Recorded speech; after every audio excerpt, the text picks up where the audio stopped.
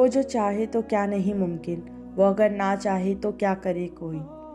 مسلسل دستک دینے سے دروازہ کھل جاتا ہے، اس لیے اپنے رب کی رحمت سے کبھی مایوس مت ہونا۔ زخم بننے سے پہلے وہ مرہم کا انتظام کر کے رکھتا ہے، تو پھر رکو مت، دعا کا سلسلہ جاری رکھو۔ کن تو محبت ہے اس کی، اور محبت کرنے والوں کو وہ رحیم رب محبوب رکھتا ہے، اور یقین رکھنے والوں کو وہ کبھی مقدر سے ہارنے نہیں دیتا۔ صبر کی انتہا تم نے کرنی ہے، اور موضوع کی انتہا اللہ کرے گا۔ دعائیں تو موضوع کے لیے بنائی گئی ہیں، تقدیر بدل جائے گی۔ راتوں کو اٹھ کر خدا سے مانگو تو صحیح۔ قبولیت اور موضوع کے اشارے اللہ یوں بھی دیتا ہے، نہ تو تمہارے دل کو انتظار سے تھکنے دیتا ہے، اور نہ ہی تمہاری زبان سے دعاؤں کا سلسلہ رکنے دیتا ہے۔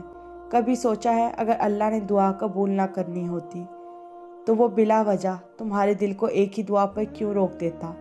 اگر دعا قبول نہ ہونی ہوتی تو اللہ تمہارے دل بدل بھی تو سکتا تھا۔ وہ تمہاری دعاؤں پر کن ضرور کہے گا، اس پر توکل رکھو گے تو وہ تمہارے دل کو روشن کر دے گا۔ وہ رحیم رب تو ان کہی دعائیں بھی سن لیتا ہے، تو پھر کیسے نہ سنے گا وہ دعائیں جو تم نے رو کر مانگی ہیں۔ وہ تمہاری دعاؤں کو قبول کر کے تمہارا دل مطمئن کر دے گا۔ یقین رکھو تمہارے منہ سے نکلی ہر دعا عرش تک پہنچ چکی ہے۔ توکل رکھو، منزل اب دور نہیں ہے، بس ضرورت صرف اللہ سے دعا، صبر اور یقین کی ہے۔ بھروسہ رکھو، ہو سکتا ہے جہاں امیدیں دم توڑتی ہوں اسی راستے پر کن کے معجزے ہونے ہوں۔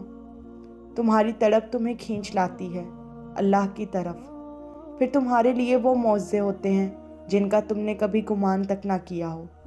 وہ رب کائنات ہے، وہ چاہے تو لمحوں میں زمین کو آسمان اور دعا کو تمہارا مقدر کر دے۔ اس کی خدائی میں کسی کا کوئی دخل نہیں۔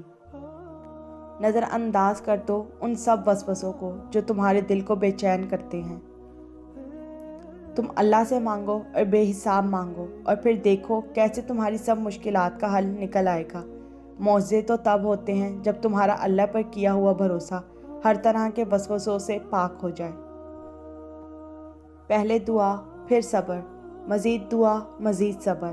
وہ دیکھ بھی رہا ہے اور سن بھی رہا ہے، وہ ہر پل اپنے بندے کے ساتھ ہے۔ یقین کامل رکھو اپنے رب پر، توکل رکھو اس رب کائنات پر جس نے پوری کائنات کو سجایا اور پھر اپنے بندے کو بنایا۔ تہجد رب سے ملاقات کا وقت، محبت اور عقیدت سے بھرے سجدوں کا وقت، عطا کا وقت، خالی جھولی کے بھر جانے کا وقت، مشکل، پریشانی، بیماری، ہر تکلیف سے نجات کا وقت۔ سچے دل سے جو مانگو گے مل جائے گا۔ فجر اور تہجد خاموش نمازیں ہیں، ان میں بہائے گئے آنسوؤں کی پکار اللہ دیکھتا اور سنتا ہے۔ جبھی تو ان میں مانگی گئی دعائیں بہت اثر رکھتی ہیں، جبھی تو ان کو پڑھنے کے بعد دل سکون سے بھر جاتا ہے۔ اور سکون پتہ ہے کیا ہے؟ اکیلے بیٹھ کر اپنے رب سے گفتگو کرنا۔